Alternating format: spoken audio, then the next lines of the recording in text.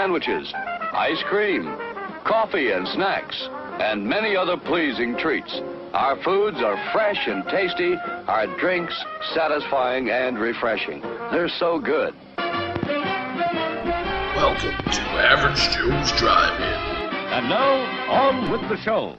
Hey everybody, welcome to Average Joe's Drive-In. I am your host, TJ Washburn.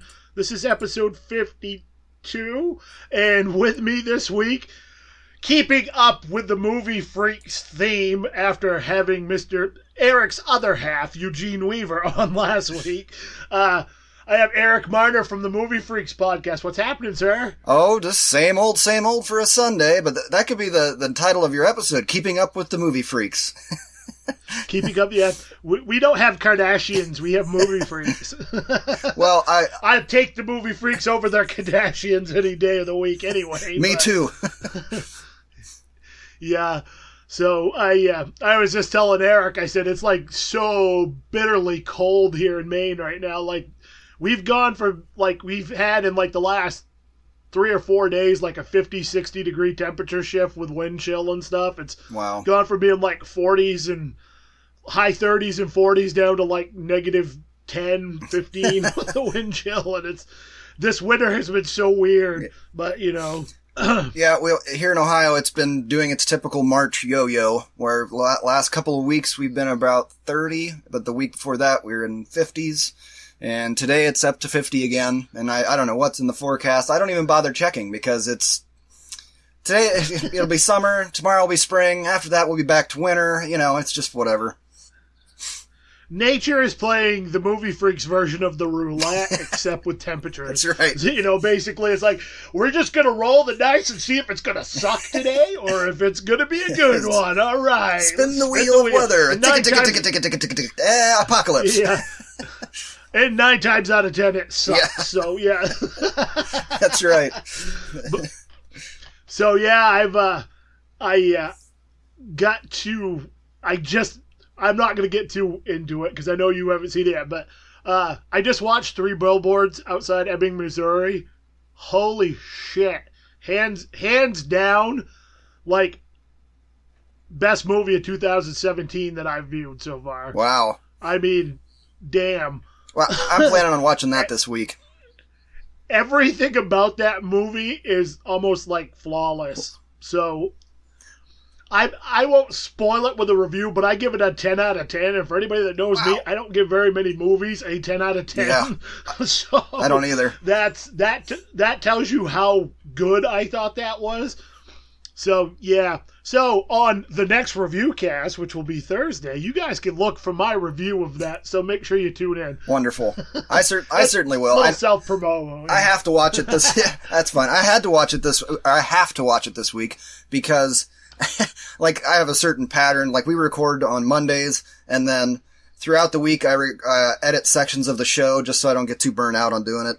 And then Saturday I finish it up, cut together the intro, and release the episode, usually around noon or so. And then I watch my roulette for the week. Then I'm prepared. And we got to Sunday, and I was like, oh shit, I haven't watched mine yet. Could stay tuned for that review on Saturday, but let's just say, holy shit, do I need to watch something good. And fast. Well, if it's any consolation, I rented... This is something else I want to discuss with you, too, because this is kind of a weird thing, for me, anyway.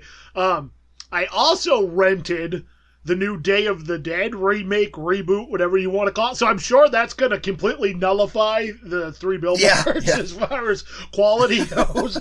But, I'm a sucker for punishment because I love those older Romero movies, and I'm I don't have high hopes for it based on the trailer, but I'm hoping it's one of those cases where the trailer is just bad, and it's not so much the movie. Well, at least this one looks like it follows what the original Day of the Dead was like, whereas that other remake they did, I guess, didn't follow it at all.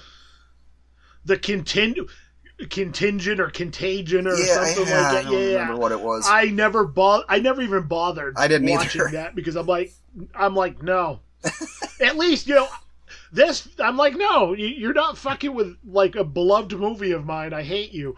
At least with the Dawn of the Dead remake, that Zack Snyder did, at least that was somewhat true to the original, but also updating it a little bit for the mod. And I hope maybe that's what this one is doing. Yeah. Kind of. So now, I know I'm going to give it the benefit of the doubt, I know you're super high on Night of the Living Dead right now because you just got that new Blu-ray transfer. But oh, so gorgeous. Of the three originals, which one is your favorite? Dawn. Still? Okay. Dawn is still my favorite out of the original three. It's one of those things. I think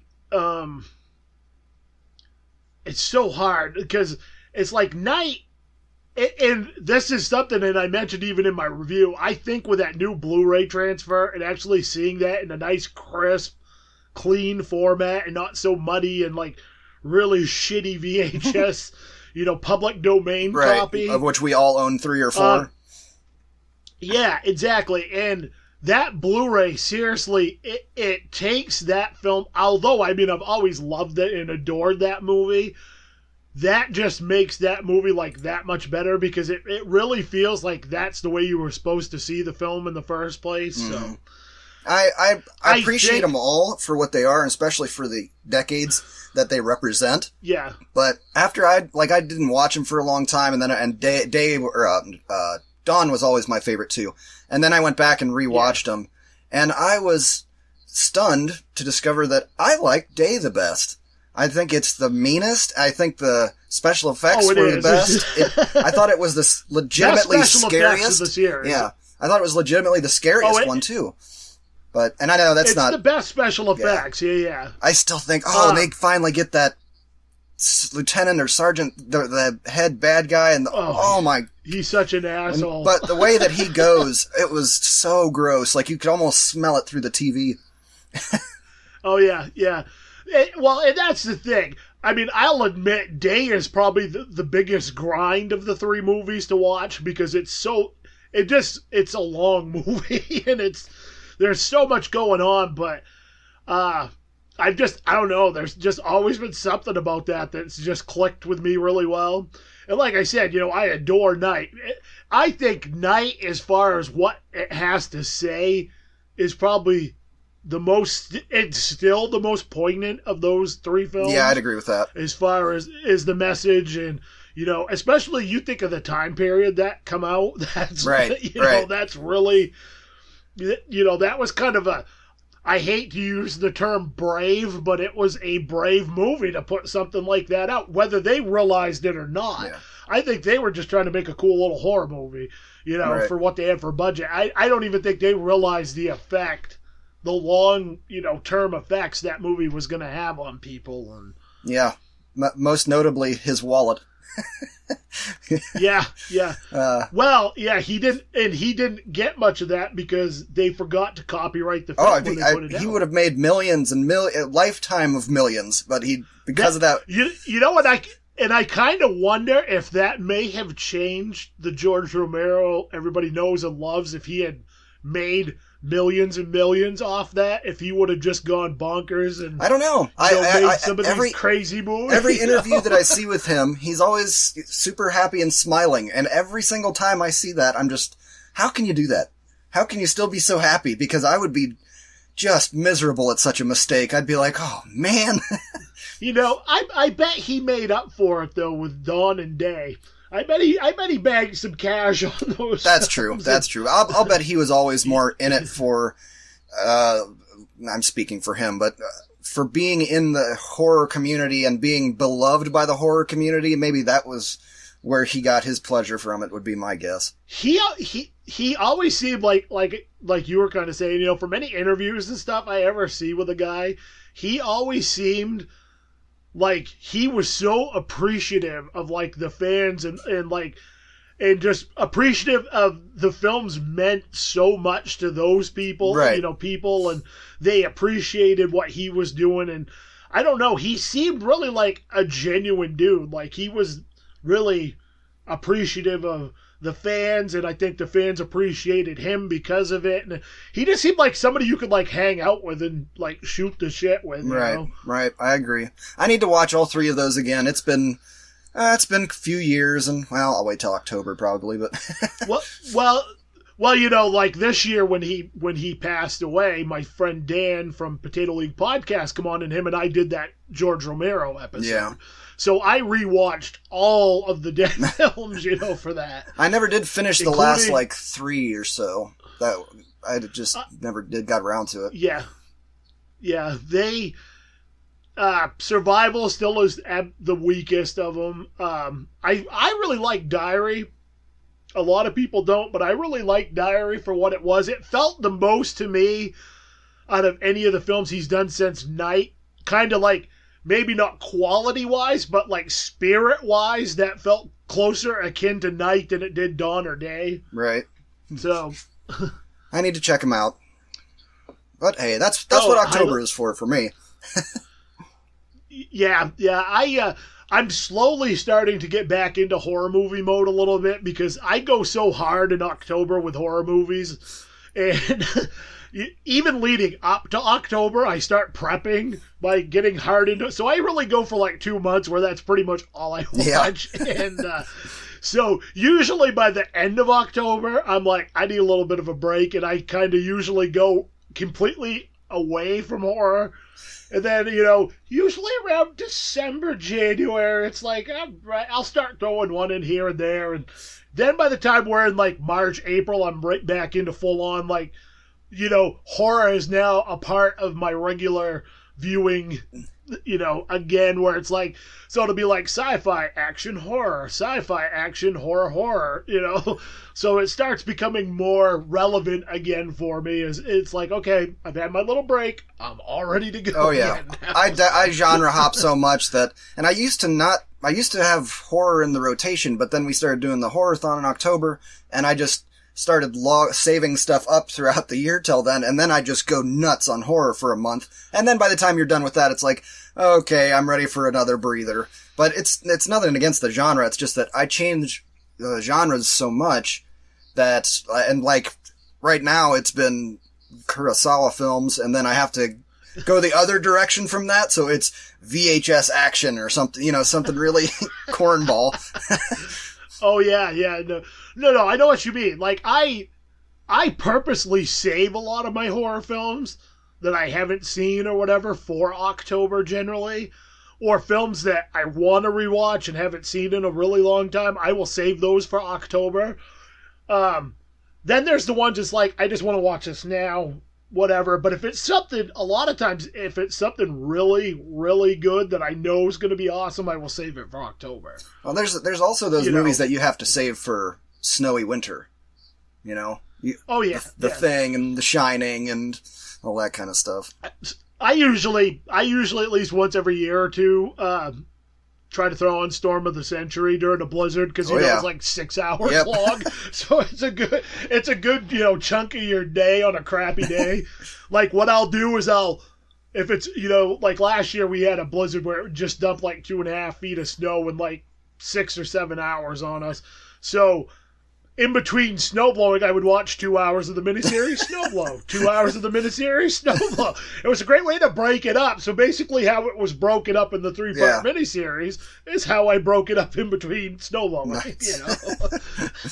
And I think actually, you know, honestly, I think that's kind of an underrated King movie miniseries. I do too. Compared to I think a lot of people shit on it or dismiss it because it was one of those later day King miniseries when a lot of them are bad. Mm. But I think it's pretty damn good myself. I do too. I really like the cast in it too. We're on horror movies, so I noticed your Devil's Rejects poster there. Did you hear the announcement this week that he started filming the sequel? 3 from Hell? Yeah. 3 from Hell, yeah. I'm going to be curious to see how that plays out exactly. How do you make a sequel to that movie with those 3 people, or is it 3 other people? I don't know.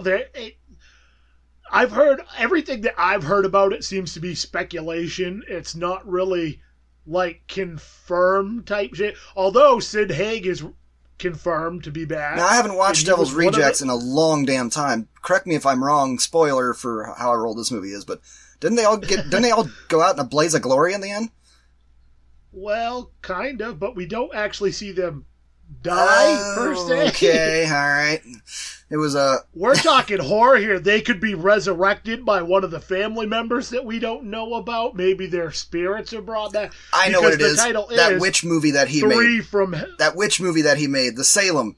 He gets that witch to come back. Lords of Salem, and then yeah. she does some voodoo and summons demons into their bodies, and then you're off and running. It's horror. This is the beautiful thing about horror. Franchises are truly never dead. I mean, look at how many times Jason's I know. come back. There's always interesting ways to bring somebody back in a horror. They don't even have to be interesting sometimes. As horror has taught us, lightning will always bring back somebody no matter how dead they are. Friday the 13th, Part 6. Yes. You know, or as Giorgio Tsoukalos would say, aliens.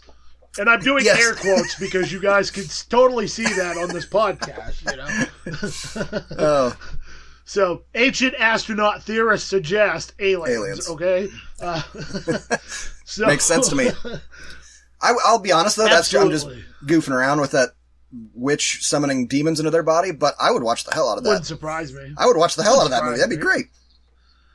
Well, and this is the thing. I am not the biggest House of a Thousand Corpses fan. Yeah. I thought it was okay, but I mean, it's not one of those films like I don't hate it, but I definitely don't love it. I think I've watched it maybe 2-3 times since it come out. And it's one of those films like it just doesn't change. I don't hate it any worse and I don't like it any better. It's just like, meh, you know, it's like whatever. I hadn't revisited it in a long damn time, and then Eugene was talking about it, so I borrowed it from him. Was like, okay, I gotta watch this again because it's been so long that I barely remember anything, and I find it extremely frustrating because there's such shitty editing and stuff in there, like music video editing, and then just dumb shit like that where I'm like, this is awful, and then most of the characters are, you want to hate them, and you do hate them.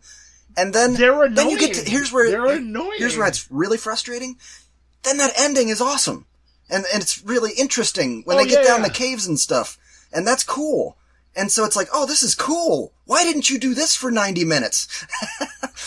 So. Well, and the thing is with that film, and I think, you know, that was his first film. So I think it was a learning experience type deal for him where, you know, he's a musician. He comes from that world. I think he, you know, obviously the guy loves horror. Yeah. I mean, he's a fan of the genre.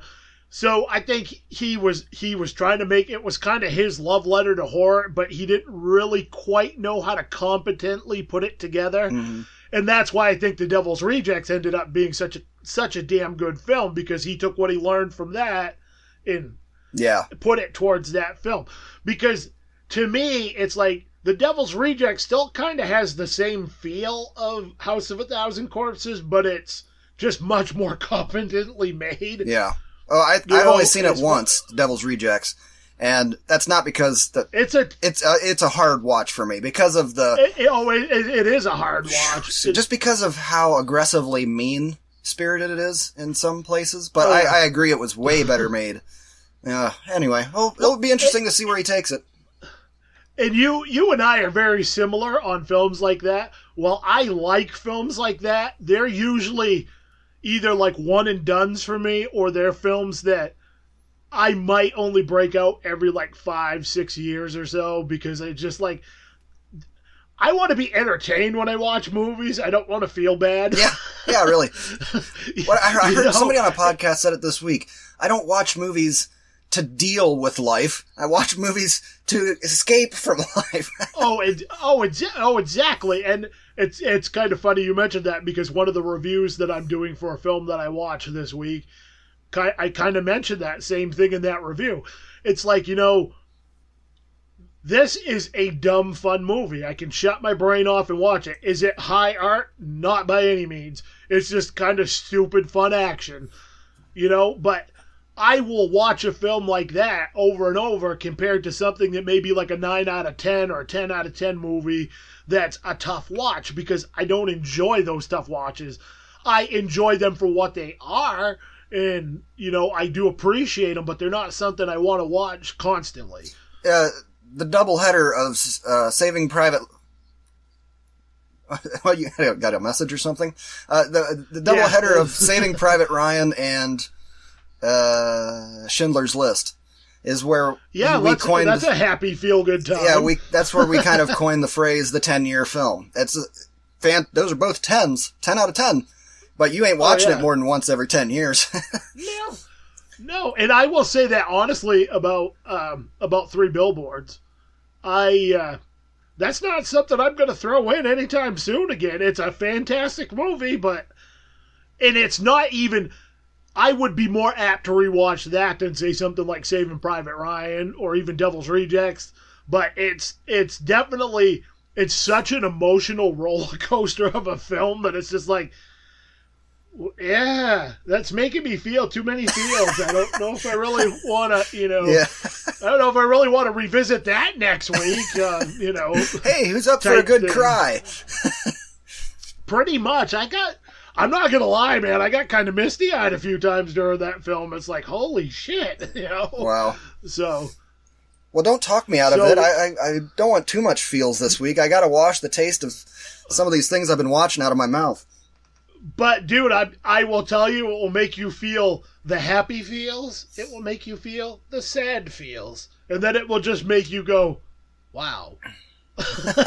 So, it's a roller coaster. It's honestly, it's been a long time since there's been a film that's done that to me, where it's been like, I will be honest, the last film that I can really think of that was like up and down like that for me was maybe the first time I watched Forrest Gump. Yeah, okay.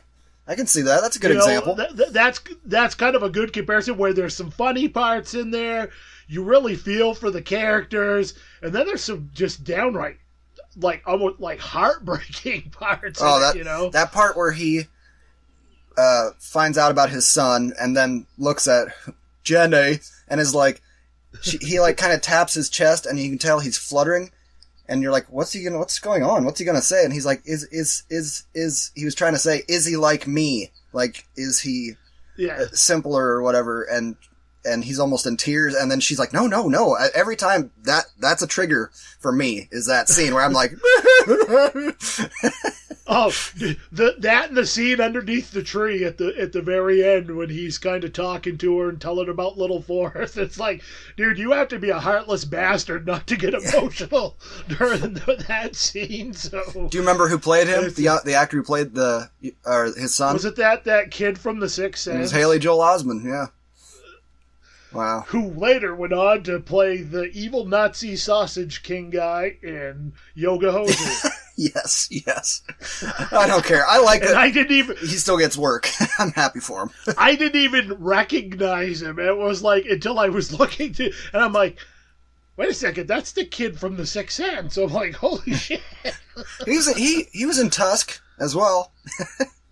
Which I have, and I still haven't seen. That's one I'm saving for October. You'll like it. I really like that movie. It's ridiculous, of course, but it was still just a total B-movie monster thing that was just hilariously fun. Hey, and Erik is like my soul brother as far as like movie viewing goes, because him and I are very, very similar on like the types of stuff we like, as far as like, I love monster movies. Erik loves monster movies, That's why I like your review cast episodes so much, because I'm like, oh, even if it's a movie that I know, or even that we've been talking about, and I know that you like, I'm like, oh, I want to hear what he has to say about like how he felt this viewing. Yeah, it's the same way. This is the part of the show where Erik and I kiss each other's ass, and this is the other reason. Just cramming cocks and mouths, yeah. And this is the reason I like Movie Freak so much, is because Erik is sci-fi guy and Eugene is horror guy. I'm a huge fan of both genres, so it works wonderfully for me. And it's like, all right, I'm getting the best of both worlds. You're the middle circle in our Venn diagram. Yeah, pretty much. Yes, I am the feng shui to your room, It's yep. I bring it all together. That's awesome. Even though I'm not there, and I only get to like talk to you guys a couple times a year. So. But, yeah, so I also have Eric to blame for getting me back on, like, the VHS train. Hell because, yeah. He recommended a film called, was it Be Kind? No, Be Kind Adjust Your Rewind. Tracking. It was Adjust Your Tracking. That's what it was. Tracking. Yeah. And, boy, did that take me right down, like, nostalgia lane wicked. And I'm like... And it was funny because I mentioned before, I think last week, even with Eugene, like I had found a box of what I had left for VHS tapes because I thought I had sold all of them on a yard sale.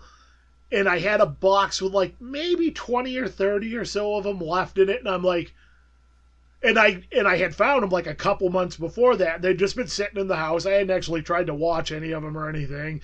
And then I watched that and I was like, I'm going to break a few of these out and watch them. And that just led me down the path. And it's been great. It's just been down. And my collection has grown to like 200 movies, VHS movies. I love it. I love it, man. I keep hunting and I feel like I've tapped every store in Ohio. Well, in my path of work in Ohio. And I'm like, what am I've got to find more places that have secret stashes of these. Because I'm finding like little antique malls and stuff where boom, in the back, there's huge selections of VHS tapes where I'm like, I never knew this was here. Why? But I'll go through it and hopefully find something. What irritates me is when I find a vendor that, has things priced probably what they should be priced. That irritates me because it's like, look, man, it's VHS. I ain't here to pay $3 a tape. I'm here to pay 50 cents a tape and 25 cents a tape. Yeah. Cause, give me a break. Who are you really selling to other than, we're like the 1%, right? When it comes to collecting anymore. No, I don't think it's that big a number of people that are going after tapes. I bet it's not even 1%. I bet it's like 0.25% of like movie nerds are even out there looking at VHS.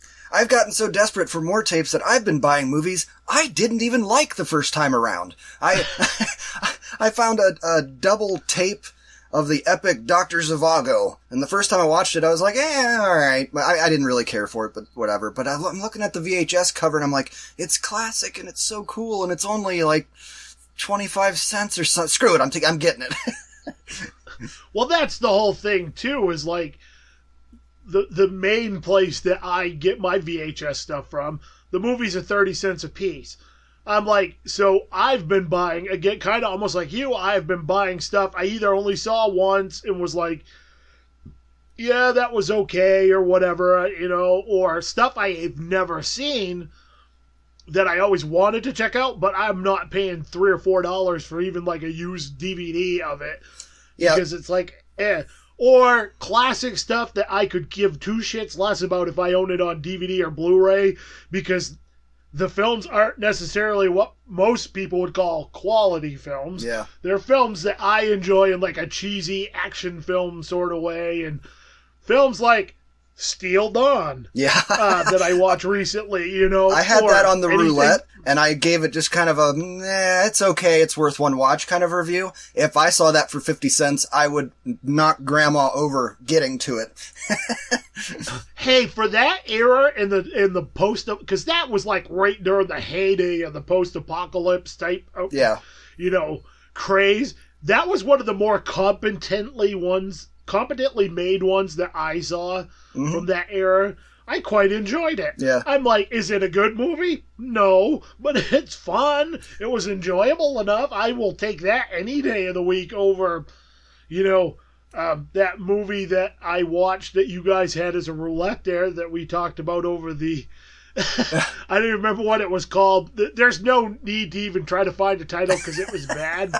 Warriors of the Wasteland, I think, or something like that.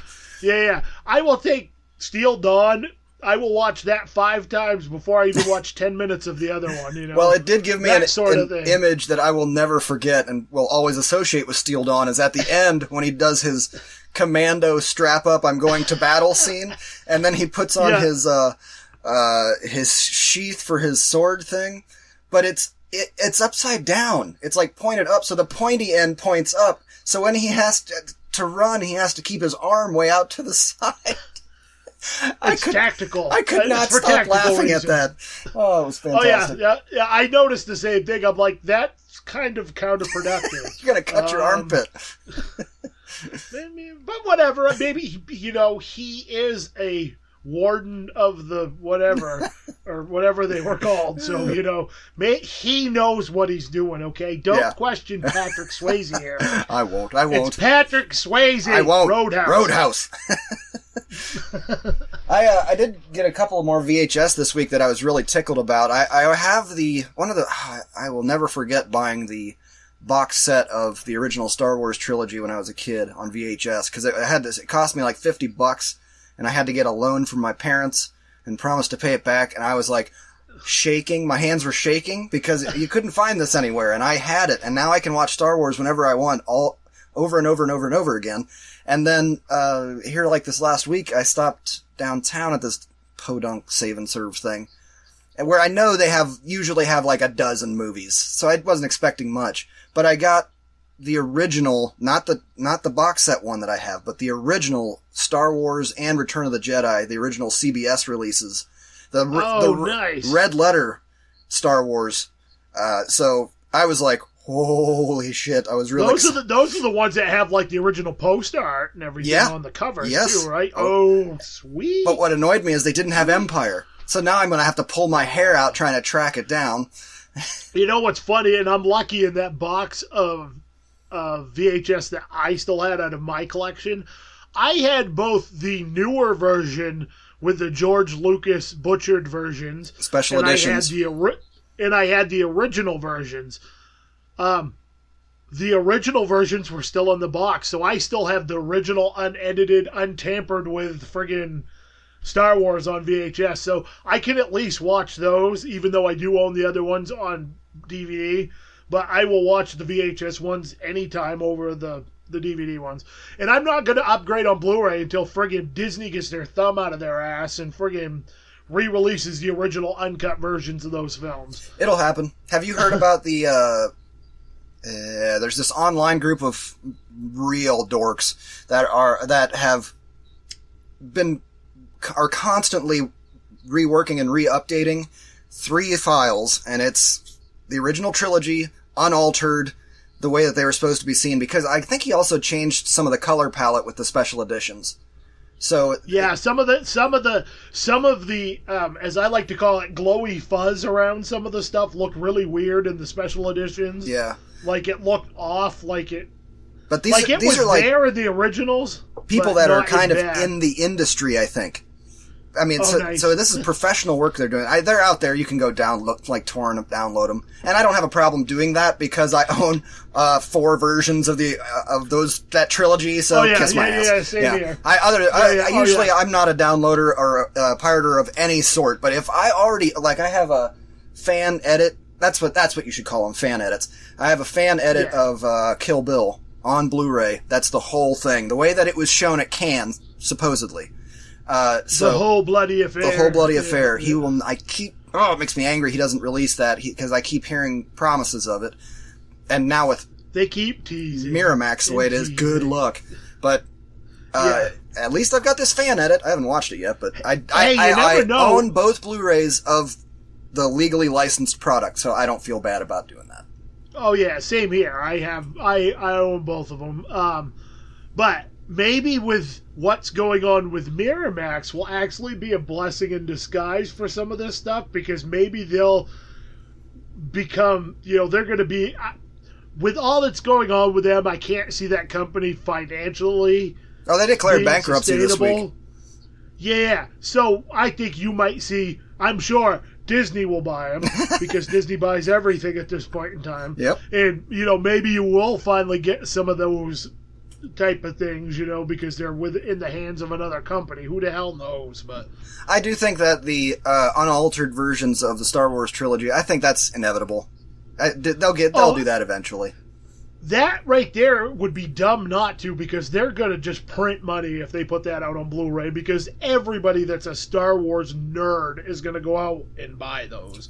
Oh, and hey, and I wonder if they're waiting if they have honestly been waiting until they could do the 4K restorations of them. And maybe that's why they've been holding out. It's possible. Yeah, it's very possible. I have the original trilogy on Laserdisc, and that is, to my knowledge, the only way that you can see the original unaltered version in widescreen, like in a letterbox format. Like, cause you can get the unaltered versions on VHS and DVD. There was a Walmart exclusive, I think they put out, when they put out the special editions, they put out, it was a very limited run, but you can get them on DVD, but I think those are pan and scan. Yeah, it's not quite the same. Yeah. Yeah. So I got my Laserdiscs. I'm still okay. Right. Yeah. He has them in every format. He's like me with Red Dawn. I own a Red Dawn in every format known to man, pretty much. It wasn't even on purpose. It just was that the rental store down the street from me was going out of business, and they were selling all of their Laserdiscs and a player as a lot. So I didn't get to pick the movies, and that was in there. I was like, oh, this is totally worth it. I will be honest with you. I have never even seen a Laserdisc player. No one I know ever had one. I've never seen one in the store. I've also never seen a Betamax player in the wild. I have not seen a Betamax player in the wild. I've seen pictures of them, but I've never actually seen one in the wild. Yeah. So for me, it would kind of be like the first time Alan Hammond sees a dinosaur in Jurassic Park. I'm just gonna get up. I'm gonna stop whatever I'm doing, and I'm gonna walk over to it.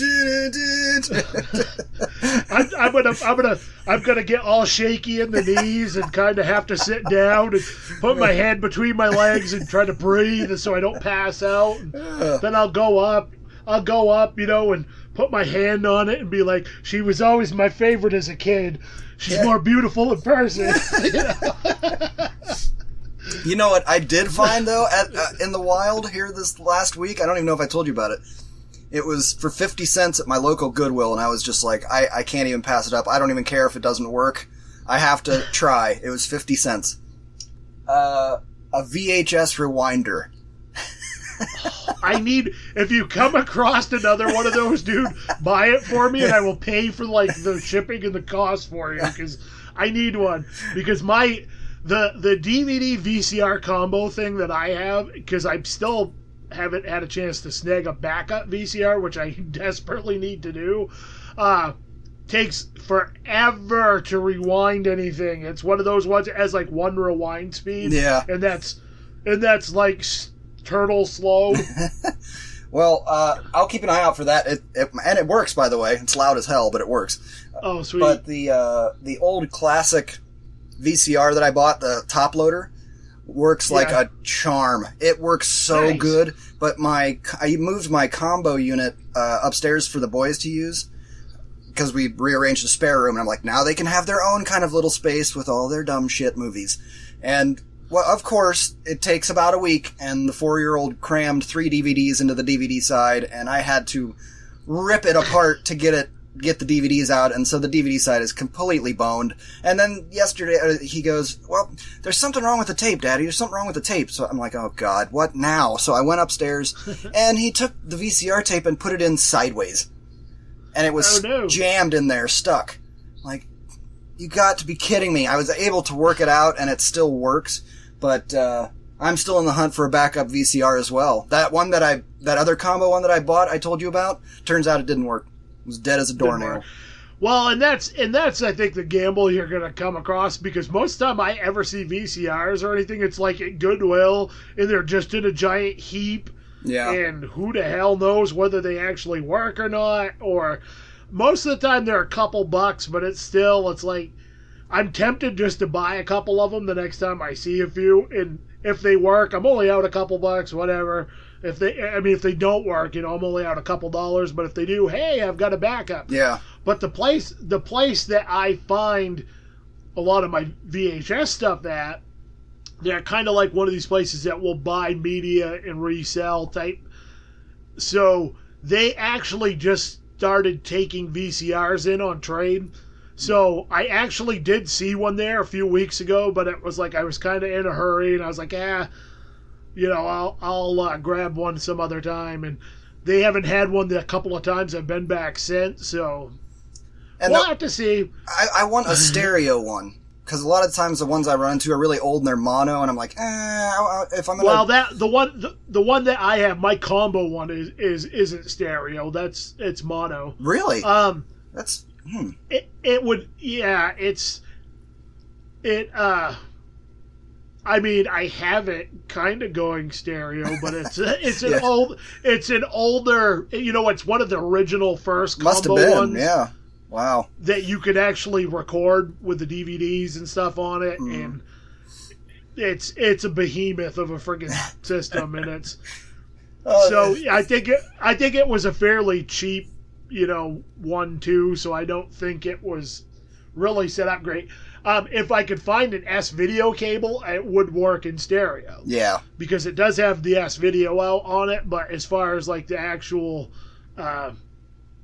AVI, not AVI, but you know what I mean. Yeah, I know what you're talking about. yeah, the audio video ones, it's not.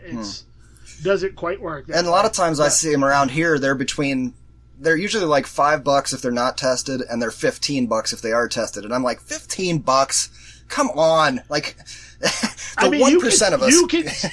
You can still find VCRs on Amazon, like brand new in the box, but man, they're starting to get super pricey. Yeah, well, they stopped making them, so what's out there is out there. I have a feeling it's going to be like record players, that I wouldn't be surprised in like 5 years or so. You might see some small company will start putting them out, a little bit, so you can. Yeah. Because a lot of people still have VHS collections, and Right. I could see that. I do that every time though with this top loader. Like, I never had a top loader. The first VCR we had, it was straight in the front. And every time, I'm not kidding, dude, every single time that I go to put in a movie and I push that eject button, that thing clang, bang, pops up, I giggle. The shit just makes me laugh. I love it. One thing about top loaders, though, that I always remembered is they're kind of notorious for eating tape sometimes. I've been warned about that. Especially with rewinding them. So you having that rewinder, you would be better off not to even attempt to rewind tapes of that and just pop them out and throw them in your rewinder and do it that way. I have not rewound one tape in the top loader. Good. Because I actually had one and the thing still worked. Not that I may actually even still have it. I'd have to go downstairs and check in the basement because I think I might have thrown it down there. It worked, but you couldn't rewind any tapes in it, and I had no way to actually rewind tape, so I never used it.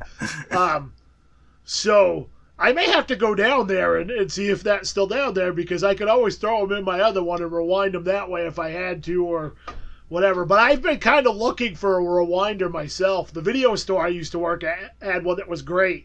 It's one of those ones that was like the size of a small car, and you'd throw the tape in, and you'd hit it, and it was like instantaneous rewind. Yep, that's what mine is. As soon as you push it down, it starts going, and it makes a hellacious noise until it's about halfway through the tape. Then it's quiet. It sounds like an F-16 getting ready to like take off, because it just gets that whiny, high-pitched noise go. Oh, yeah. Oh, yeah. That's awesome. So what have you been watching lately on VHS? I haven't watched a ton of stuff on VHS. The last couple weeks, I did watch... holy cow, having a brain cramp. No, hold on. Actually, before we get into that... I have another question I thought of and then I forgot to ask. Oh, yeah, go right ahead. As a collector, like with your DVDs and Blu-rays and VHS, how much do you clean them up? And by that I mean, like, when I buy stuff, new or used, like if it's a Blu-ray, I take every sticker off of it. That stupid magnetic strip, you're out of here. I clean it up pristine and it goes on the shelf. But what I've found is with now, getting back into buying VHS, is that I don't to clean those. I don't because I'm afraid I'm going to ruin something if I try to clean them up. Well, if there's price tags on them, I'll get rid of those. But I had one that I pulled out of the case. I didn't even notice this when I bought it, and it was a rental copy, and so it said Bob's Rental in Pasadena, California, and rewind or here are the fines and the late fees and the prices. And it had a scan code on it for their individual mom and pop store. And I was like, I've got a bunch of those. I was like, I will never take that off. That is so cool to, look at that piece of history. I got to show you something real quick. So Okay. talk for a second because I have to get up to show you. Okay. Now on to Movie Freaks. This is the Movie Freaks portion of the show. Usually I don't talk by myself. I have Eugene that I can make fun of and dick jokes with and whatnot. But he's not here, and he was the one that was good at talking by himself because I always have to go deal with kids and whatnot. But yeah, here we are. Just you and me, man. TJ's wandering around in the background. I'm not sure what he's up to. He's going to show me something.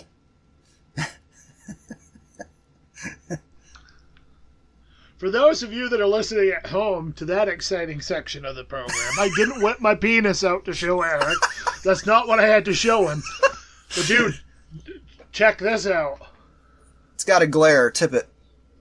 Can you tip it? Oh, whoa, nice.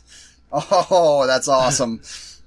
This Aliens. is one of the old... One of the, but clamshell, they're like open. the Rendell clamshell. Oh, yeah. Oh, that I've got the Be rules. Kind Rewind sticker, the whole deal. I bought this at the old video store I worked at back in the day. That's for awesome. $5.95. And I've owned that for probably close to 20 years now. Oh, that's awesome. That was one of the ones that was still in my box. Nice. I know. I need to. I really want to. It bothers me that I don't have mine more prominently displayed in my office because I've got such a fun collection now, and I need to build some damn shelves in here so that I can stick them up high enough that the kids can't get to them. Yeah. Well, at the rate I'm going right now, I'm going to have to figure something else out with shelving because mine are starting to get kind of full. I still have quite a bit of room on them, but my movie purchasing always goes in spurts usually anyway. Like I've kind of been on a tear more so recently because of the VHS stuff. And it's like I will go because the store that I buy my stuff at, like I said, people trade in and sell their used movies. So there's always like new stuff in there. Sometimes I go in and I won't find anything. It's like the same stuff they've had, that's no one else wants to buy either. And other times I'll go in and it's just like, oh boy, I've sent Eric pictures. I'll come home with a stack of like 20. Yeah. And it's like, I just paid $6 for 20 movies. It's like, of course I'm going to buy every one that I want for that price, Oh, yeah. It's not one of those situations where it's like, yeah, I don't know if I can buy this. I'll have to wait to buy this copy of Kickboxer. It's 30 cents. I'm going to buy it. I don't care. Because it's probably not going to be there when I come back. Right. And here in Ohio, our version of you're talking about Bull Moose, right? Our version of that is a chain called The Exchange. So when you say I'm going to the Exchange store, people always are like, "Wait, is that the thrift store? Or what are you talking?" No, it's literally called The Exchange. And it's like a package store in Canada where they sell booze. Exactly. The problem with this store, though, is they know what the value of things are. So if you're going there to buy A Link to the Past for Super NES, you're going to pay $20, $30, $40, $50 for it. And if you're going there... Top dollar, oh yeah. Right. If you're going there to buy VHS, they generally have things $1, but pretty much all the horror is jacked up because they know that the horror freaks are the ones after those VHS tapes.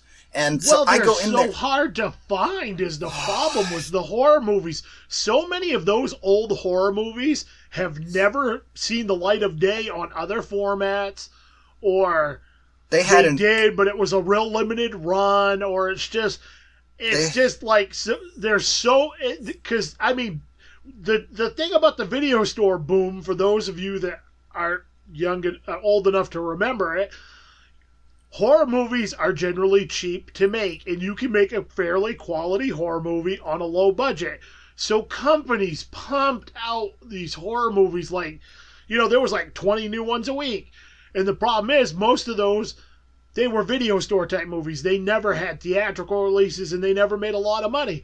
So a lot of those films, that's the only format they've ever been on. Other than now, you do have some of the niche companies like Arrow and some of the ones, Eugene goes through. But you're going to pay $30, $40 for some of these films if you want them. And to be fair, most of them aren't that good. They would definitely be worth a watch on a VHS copy, but I'm not spending $30 on them. But even the classic stuff that you just would like to have on the shelf, I saw a copy of Exorcist 3 there, where it's like, I would like, and the cover was even torn.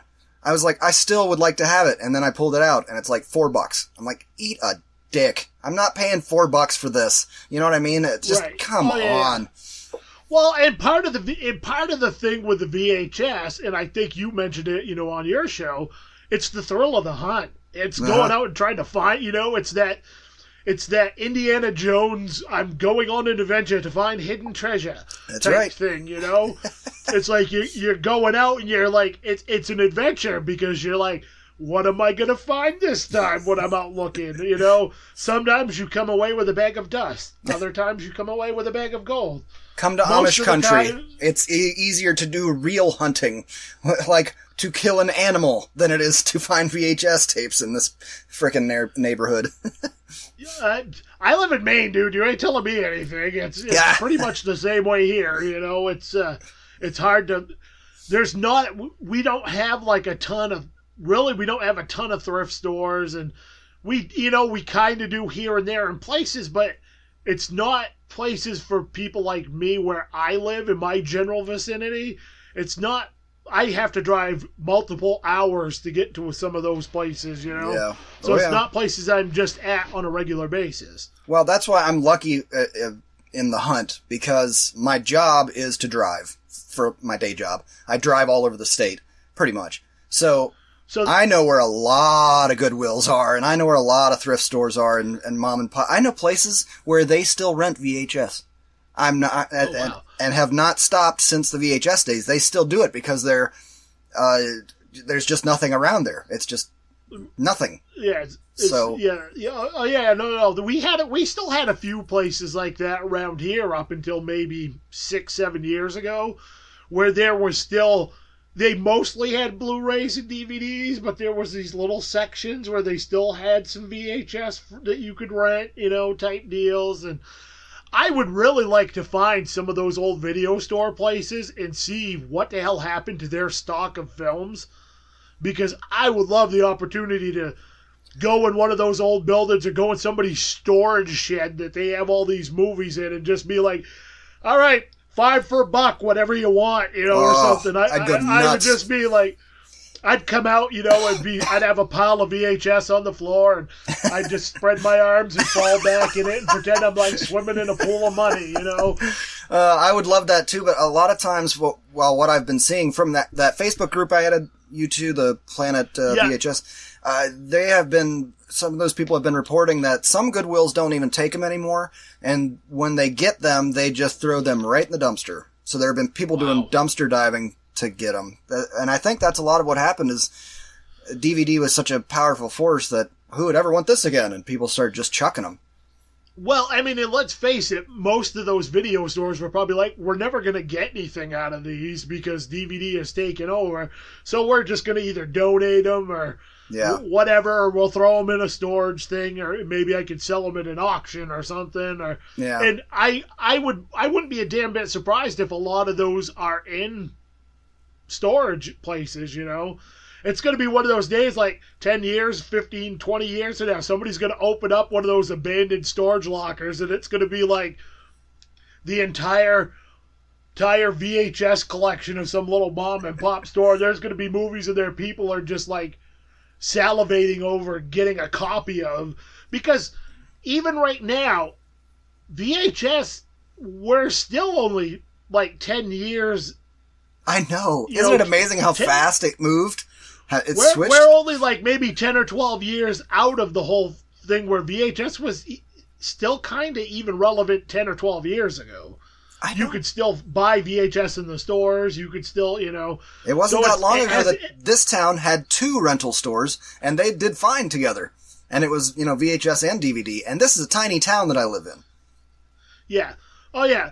My town growing up, we had a couple little, like, mom and pop stores that had some rentals. And then we had, like, one bigger video store. But they always, it was never a big issue. But this is a good way to segue into this is we haven't even had a rental store in my town for probably going on 6-7 years, maybe a little longer. I'd say about the same here. Where there's actually been a place where you could go like rent movies. And as I said, I kind of live in the middle of nowhere where I live, so it's not like I could just hop in my car and drive 10-15 minutes to the city to get something. Because, not that there's even any rental places there anymore because the Blockbusters and all those places are all gone. Yeah. But for some dumb reason, and I've walked by this I don't know how many times, the grocery store in my town has a red box. And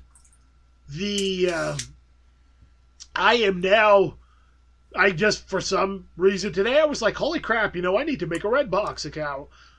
I can actually rent movies and, stuff that I want to see that I wait 7 months to see because I'm waiting for it to come onto a streaming service. Do they have their own streaming service? I think so. I think they have like an on-demand type thing you can do through Redbox as well. But it's like $1.50 to rent a movie through Redbox. I'm like, that's cheap enough. So I was like, well, now that I have my Redbox account set up, I can kind of maybe keep up a little bit more with some of these newer-ish release type films. And do you have a library near you? About 20 feet from my house, but I haven't been to the library since I was in high school. Dude, the library has DVDs and they get new stuff in. All you need is a library card and you can rent it for free. Maybe in the big city. I don't know about these big city. But the big city, man. I'm in this tiny little shithole town, dude. Trust me. You can order in anything you want too. If there's something you want to see, you can tell them, get this in, and they'll reserve it for you, and then you can watch, whatever. Now I'm curious. When you say tiny, like how small is your town? Dude, it's let's put it this way. It's the biggest town in this county, and it's still a tiny town. We have 1, 2, 3 stoplights. Oh wait, there's one downtown. That's 4. Dude, that's more than mine. But see, the way that well, maybe it's different in Maine, but the way the library system works in Ohio is they're all connected, so it doesn't matter what they have there. You can order stuff, like you can request them to get stuff in. Yeah, I don't know how the main libraries work. I'm saying my town's small. We have less than 1,000 people in my town. Oh, well. I mean, when I say town, we're like a blip on the radar. You drive really fast.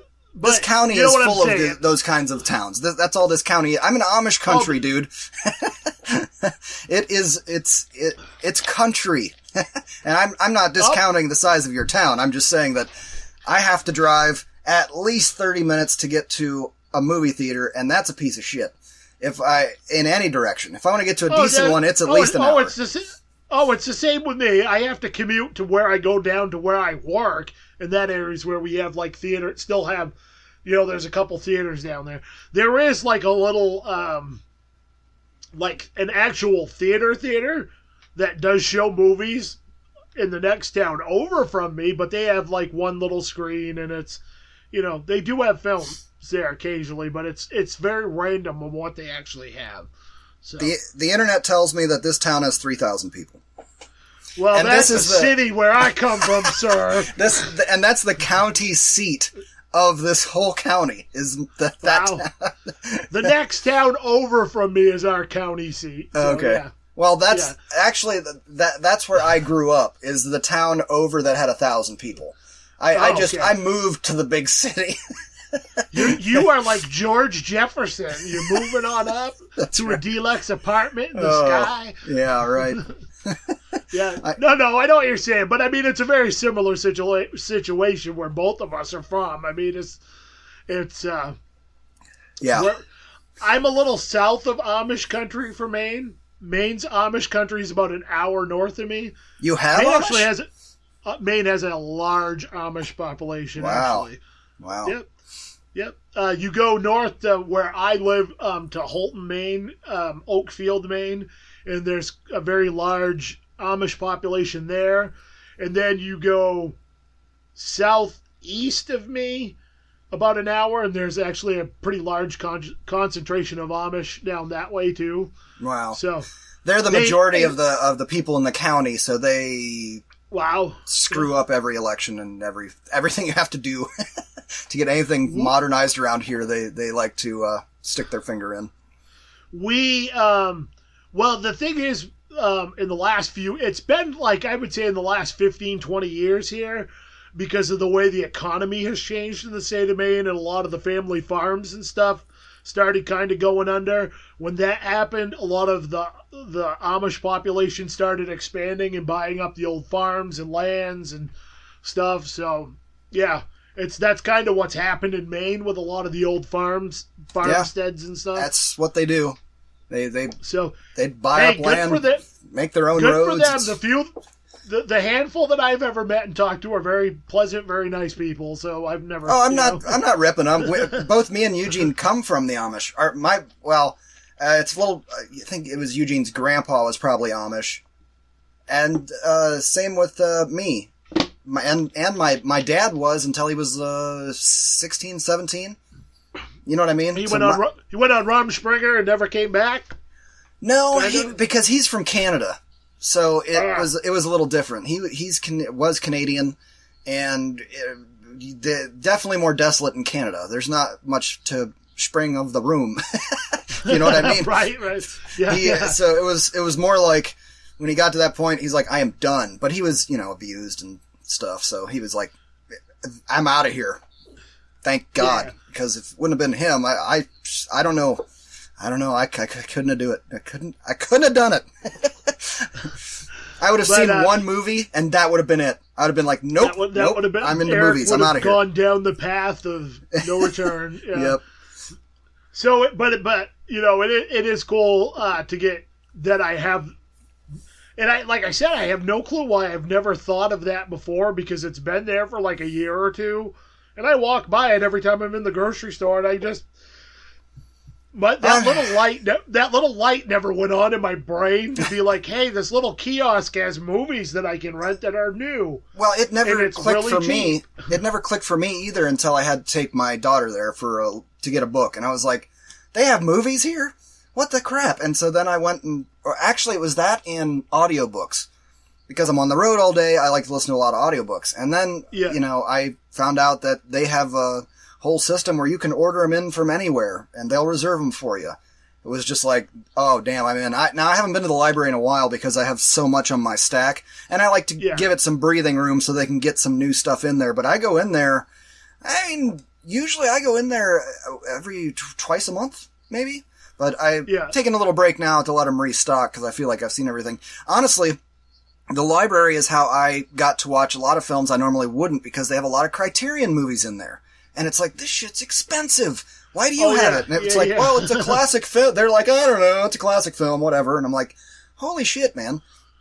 But I know some of those companies, I think, like, donate movies to some of these places to, have in their collections to preserve the collections or whatever. And, for the general populace to beat the hell out of every copy that they have. Yeah, pretty much. They're shredded, but at least I got to watch those movies. Well, and that's the thing with the Criterion films. I own one, and that's the Night of the Living Dead Blu-ray. And I wouldn't have normally even bought that, but I know that's pretty much the definitive version of the film that we're probably ever going to get. And I know I have seen a few Criterions, and I know they do usually a phenomenal job putting them together, and they always look good. So I'm like, you know what?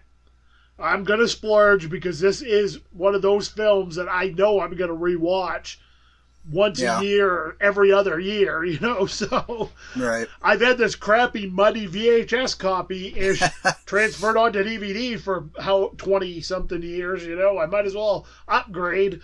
Right. I've got about 20, 25 Criterions on DVD. I really like to hunt those down as special. So I know that when it has their name on it, it's going to be good. And like the Criterions I have on DVD are good for DVD. I think I have. Do I have any on Blu-ray? I think I have a couple, but they were very mainstreamy, like Benjamin Button. I think that was a Criterion release, and it looks phenomenal. It looks phenomenal. So at least the one that I have, they clean up really clean. I can tell they clean that up very well. Oh yeah. Well, I mean, it's and it's like the thing like with Arrow and Scream Factory, and those are very similar companies to Criterion as far as how the care they put into putting out their films. You're going to get a ton of extras, which as a movie nerd, I absolutely love extras. Yeah. I watch the hell out of those, and I love commentary tracks and stuff like that. But they do such a good job at restoring the films, and they look great. So I like to, as much as I would like to purchase everything Arrow puts out or everything Scream Factory puts out that I like for films, I don't, just because the cost is prohibitive for me to do so. Oh, completely. And for me too. Especially, since I got married, my collecting has dropped significantly. And because at the same time that I got married, I moved into a house where we have, cable internet, good internet, high speed. So now I'm streaming Netflix, and with a Roku, if you run out of things to watch with Netflix and a Roku streaming, I don't know, dude. There's so much friggin' content. I don't know how anybody even attempts to keep up. So my buying and collecting has dipped. I kind of go on a splurge from December through January because they have all their year-end sales and Black Friday and all that jazz. Oh, yeah. But, except for VHS. That's different because it's such a thrift store thing kind of hunt. But I do still look out for those things, and if I do, I was just thinking, has Criterion ever done an animated film? I wonder if they did. I can't believe they haven't put out like Akira. That would be my number one, obviously, but that's kind of appalling to me that none of these places have put out one of the super special edition of that, or Ninja Scroll, or one of the classic anime films. Yeah, Ninja Scroll would be a beautiful one to have on Criterion with all kinds of bonuses, because I adore that movie. So I have a VHS copy on my shelf. So are you serious? That's awesome. Oh yeah. Looking at it right now. Quite gorgeous. I got a DVD copy. Right next to Vampire Hunter D, New Dominion Tank Police, Dengayo, and Bao. On VHS? Yeah, all on VHS. Bastard. See, that's the kind of shit I can't find around here. That I would just jump all over. I didn't find those around here. I have had those for 20 years. I bought them at the salvage place that I was telling you. I found those movies the other day. Back when VHS was kind of just starting to get phased out a little bit by DVD. I got all of those for, I think, 50 cents a piece. Oh, you bastard. Even when that stuff was on the shelf, I couldn't find it around here because they don't bring the weird stuff or the, more niche titles around here because it's not what's going to sell. It's going to be just, mainstream stuff. Yeah, and it's the same around here, but that just happens to be, like I said, it's a salvage place, so they get stuff from all over, and that just happened to be part of the load of things they had in there. Because it's so random. One time you go in and they have nothing. The next time you go in, you walk out with like 2 shopping carts full of different things. Dude, if I frickin' saw pretty much any anime on VHS, I would snap that the hell up. Yeah, I occasionally come across some at Bull Moose and a few of the other places. But I don't watch a lot of anime anymore, so it's just one of those. It's one of those genres I like, but I'm not really huge into. Mm-hmm. So once in a while, I get in the mood though, and I want to throw Ninja Scroll or Akira or Ghost in the Shell or something like that. Check something like that, or I'll see something that looks kind of interesting on Netflix, or But Netflix it's not. Has been putting out a lot of original anime. Like, they've been producing the anime. That Devilman Crybaby I have. Did you watch all of it? I haven't watched it yet all. But I keep wanting to get people's reaction to that last episode because it's so completely bonkers. Like, just bonkers. You should check it out. You might like that series. It's very R-rated. And I don't even know if you would consider anime, but the last one I watched was the Castlevania miniseries. Yeah, I would. I would call it an anime style. Yeah, it's an anime style. So that was like the last one I watched, and I adored that. I thought that was great. That ruled. So I hope so bad they put more of that out. I wish it was longer, but I'm okay that they did 4 awesome episodes instead of having 8 kind of so episodes. I'd rather have them do it that way than, I agree. Have to deal with half a season of crap. So yeah. And that is a problem with anime for me, is that it's usually a TV show or a series, and I'm like, I definitely lean towards the movies more, but yeah, there are some shows that I get into, and more often than not, they are too long, and it's just, they're trying to stretch it out, and come on. But there are some definite good ones out there. I find I'm like that with movies in general anyway, because I think a lot of times that's one of my biggest gripes with films. It's like, you didn't need to make this an hour 45 minutes. You could have made this 90, trimmed some of the fat, and made a much sleeker movie, and it wouldn't have hurt the film at all. It probably would have actually made it a little better, because it wouldn't have, you wouldn't have had those lulls or whatever, or that unnecessary fluff in there. Oh, see the roulette for 189 editions of that exact review. Yeah. I hear that quite often, which is funny because I was listening to a couple of your older episodes from, I think it was like late 20s, early 30s, I would say it was like around 130, late 120s. I was listening to just yesterday, matter of fact. So, nice. Listening to some of those. So it's interesting because I kind of, like I said, I started listening to your show a little later on. I've been listening for about a year or so now. But so a lot of those back episodes, when I either run out of newer stuff to listen to, I'll go back and download a few of those and listen to them. Because those episodes are perfect for me, because I can listen to half on my way to work and half on my way home from work, so I can get an episode in, so it works out just right. Well, that was one of the things that when setting up the show, I wanted to be very clear with Eugene, was like, I don't want it to be another podcast about, not knocking yours at all. I didn't want it to be, here's the review of the movie that came out this weekend, because there's 20,000 podcasts out there that are doing that. I wanted it to be so that you could go listen to any episode at any time, and it would have some relevance, Right. Exactly. We obviously talk about new releases and stuff. I'm not saying that, you're not allowed to talk about new releases, but I wanted it to be about finding those gems in the rough, because there are so many of them from the VHS days. So many times I'd go to the rental store, and people, like some of my favorite movies on my top 100 list, were out for years, and I just never heard about them. And then one day somebody said, hey, have you seen The Crow? How about Seven? And they're like, oh yeah, those are good. You should watch them. I rented both of those movies on the same night. I had never heard of either of them, didn't know a single thing about them, didn't know what they were about, never saw a trailer, nothing.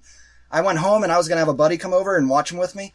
And I was like, this Crow thing looks really cool. I don't know. Maybe I'll just check out a little bit of it till, I watched the whole thing. I was like, oh my God, this blew, I loved it. And then I thought, well, I'll just watch a little bit of Seven.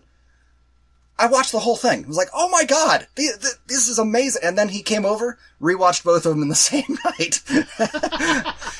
Because, you find these gems and you're like, how did nobody tell me about this? Oh yeah. And that's why I don't really, when I started mine, I wanted to include some review stuff, but I wanted it to be more like interview based, where I would talk with different people about films. Let's talk about what your current project is in whatever medium you're doing, or whatever interesting thing it is you're doing. But then somewhere in that whole conversation, we're going to talk about films. So that was kind of what I wanted to do, because, again, like you said, there's a lot out there, and not that there's anything wrong with it. I enjoy many of them myself that I listen to, that are pretty much strictly review type. They'll pick a couple films or whatever, and they review. Well, but you can do the interview thing.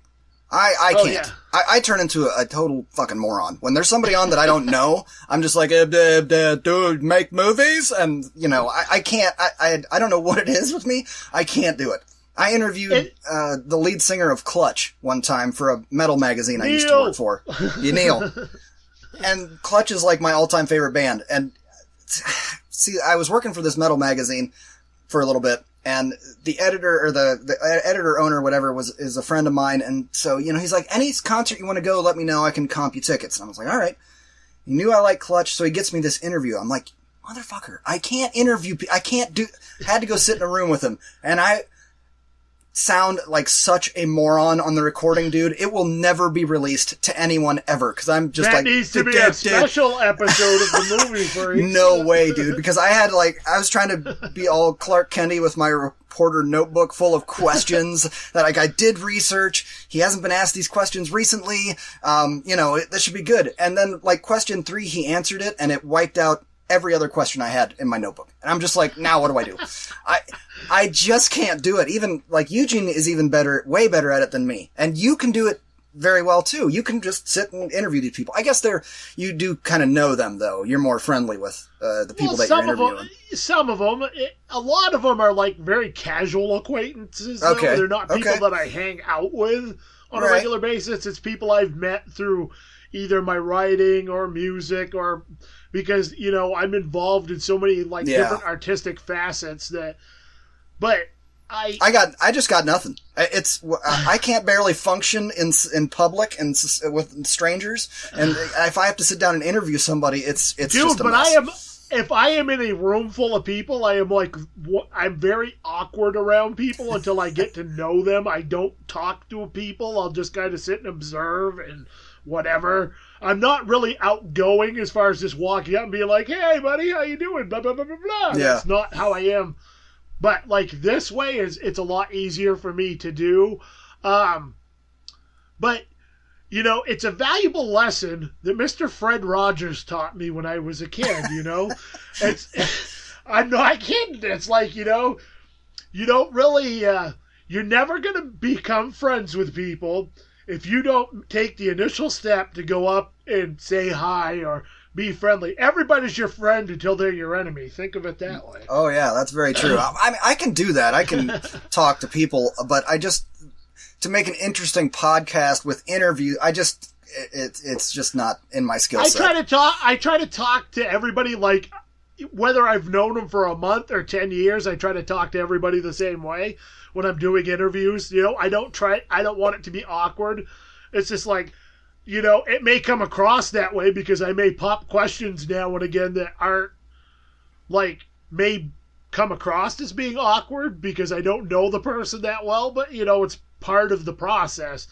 And if I get the sense that somebody's uncomfortable, I'll try to steer it away from that or, whatever. It happens from time to time, but most people are pretty chill overall, so it's worked out good for me. I've been happy with the way everything's kind of progressed, and I might have had a better shot at it pre-kids, but you had kids in the element. It's your whole life is so taken up by it, and you're so tired all the time.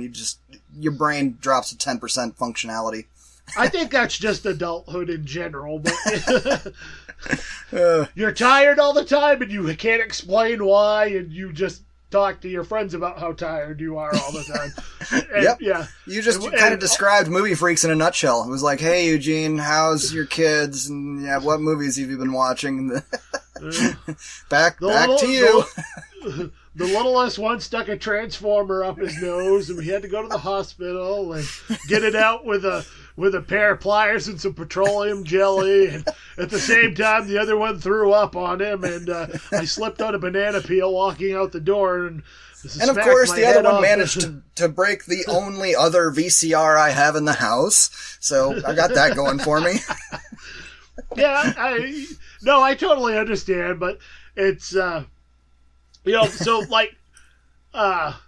but getting back real quick is I still wanted to do some review stuff because it's I watch all these movies anyway.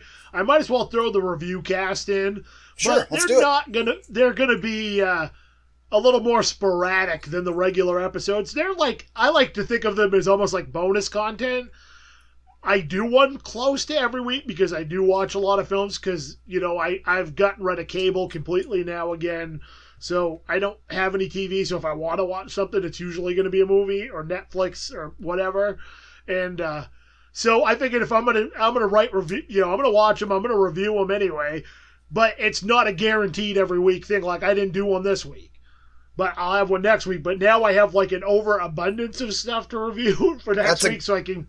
That's a good position to be in. So I can kind of pick and choose what I want to review a little bit and be like, nah, maybe I'll save these 3 so I can review them with stuff that's a little more similar or whatever, or, that sort of thing. And I Take just it from think me, it's good. It's good to have a backlog because I've got stuff going back to November that I haven't reviewed yet. Yeah. On the show, anyway. And I'm kind of keeping that stockpile. You know why? Because it's less work I have to do for the show, and it gives me more time to play video games, which I do very sporadically. And that's also kind of happened with me. I've gotten really back into Fallout 4 really heavily lately because that is like, I adore that game, and I've beat it like 3 times, and I just have like a shameful amount of time in on that game. So, but I love it. It's such a fun, it's one of those games, it's as dumb as this sounds, it's very therapeutic and relaxing for me to play that game. I just get so wrapped up in it and just whatever that's not dumb at all. that day. That's not dumb at all. It's one of those games, like, I don't really like to play it for long stretches. I like to play it for an hour and a half, and then shut it off. And that's just what I do. And I could go long periods of time without playing, but when I start it back up, it's, I'm right there again. And so I've been doing that a lot lately, and it's just like, I've been kind of sick for the last 2 or 3 weeks, and it's kind of been a little bit of a good reprieve, and so I'm just letting my backlog of reviews kind of build up a little bit, and trust me, it's a good thing to have. I've been replaying through the Uncharted series on PS3 because I'm a generation behind. I have the Uncharted series for my PS4, and I've never played any of them. They're really good, but there are a couple of not levels, but scenes within levels that get really hard. And the first one's probably the hardest one. I just beat that one, so I'm done with that. I'm on to the next one, thank God. But there are a couple of scenes in that game that really piss you off. Because it's like, why are there 50 henchmen wandering around a jungle? Like, there should not be this many people wandering around that are all trying to kill me. Have you played The Last of Us? I got it, and I put it in, and it wasn't working or something, and I think that because I did the update on it, it screwed it up or something. I was Googling it. I rebooted the system, and it worked for a while, and then the sound went out. It has bugs. Yeah, at least my copy does. So I might get around to it sometime. I really want to play it. Everything I've heard about it is fantastic, but that's up there as one of my favorite games. That's up there as one of my favorite video games of all time. Wow. It's so good. Well, see, and I got one of the surplus stores we go to. Every once in a while, they get some media in, like DVDs, Blu-rays, games, and shit. It's all brand new, and they just put like $2 on it. So I got Call of Duty 3, Modern Warfare 3, and Call of Duty Ghosts. Those were both $2 sealed in the package. I'm not a huge Call of Duty guy. I'm absolutely not an online playing guy. So the campaigns are pretty just fun the campaign. On those, but they're always short. So I'm willing to throw down 2 bones for it. And I beat Call of Duty 3 in 6 hours. But it was fun. But now I need a little breather from the Call of Duty universe, and so I went to Uncharted. And now I'm like really hooked into Uncharted. And that's actually what I liked about the campaigns on those types of games is they are short. You can sit down if you want to in an afternoon just to kill an afternoon. You can beat it, Yeah. Or a couple sessions and beat it or whatever. I really tend to go more towards the open world stuff like Fallout 4 that you can just play for infinite amount of hours and, not get super bored, I love certain kinds of open world games. Like the Borderland games are phenomenal. Those are so fun. I love the Borderland series. I dumped so many hours into those games. I loved them. But then, like your Grand Theft Autos and stuff, I'm like, maybe I should pick up one. Into those. I was gonna say, maybe I should pick up one for the PS3. I haven't played it since the 70s one. Try out the Telltale series if you've never tried any of those games too. I think you would really enjoy those. It's basically a movie that's a video game. Okay. Do you remember the old Dragon Slayer video game from like Dragon's Lair? Dragon's Lair, yeah. Oh, okay. I thought you said Dragon Slayer. Yeah, Dragon's Lair. Yeah. With Princess Daphne and the Yeah. It's basically the more modern, high graphic versions of like that type thing. Except it's not going to take 17 weeks worth of quarters from my allowance. No, exactly. Basically how it's set up is it's set up like a season episodes of TV where there's like 6 to 10 episodes. Each episode takes about an hour to 2 hours to play. And you have to make the characters' decisions. Your decisions affect how the whole series plays out. Oh my. They're fun. What was the other one? I was just thinking I should go open world after Uncharted because Uncharted's a little more linear. Oh, Darksiders. Have you played those games? No, I haven't. I've heard good things though. I've heard they're quite fun. You would love them. Each episode you play one of the 4 horsemen of the apocalypse. Nice. And it's open world. It is, I mean, they kind of point you in a direction for the most part. I guess open world is kind of a loose term for that one, I would say. But you can kind of go anywhere at any time. But I had a 360, an Xbox 360, where I had the first Darksiders and a small collection of games. And that thing red ring bricked, no kidding, 5 times until I finally just like gave the fuck up on that piece of shit. But then I had these great games that I couldn't play, so I bought Darksiders 2 for my PS3, whipped that thing's ass. It was awesome. And then I have to rebuy the first one, and I found it for $2. So that might be happening soon.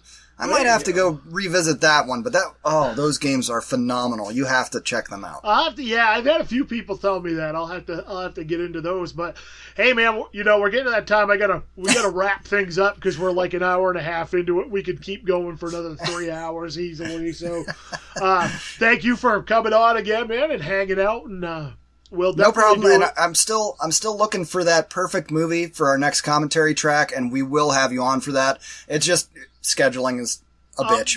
We gotta find that. We gotta find that perfect movie. The right one. I'm thinking, Pumpkinhead would be a really good film. Maybe. Maybe. I haven't watched it in forever. Oh, it would be. I think that was because it's good, but it's not that good. So, anyway, real quick, I want to thank my sponsors, the main Cannababes, for, just being a sponsor of the show, doing lots of cool stuff. They always have very interesting things going on, so check out maincannababes.com. If you want to check out the show, go to Facebook at Average Joe's Drive-In Podcast. Check out Thomas Washburn Jr. on Instagram, TWJ Author on the Twitter, thomaswashburnjr.com, which is your hub for everything. If you want to support the show, go to Amazon. You can get my books there. The money goes back into the show. You get something out of it. If you have a Prime membership, you can read my books for free, and I still get paid. Eric, real quick, where can everybody check out the Movie Freaks and, online, the show itself, and, your pages? The central hub for us is Facebook.com/MovieFreaksPod.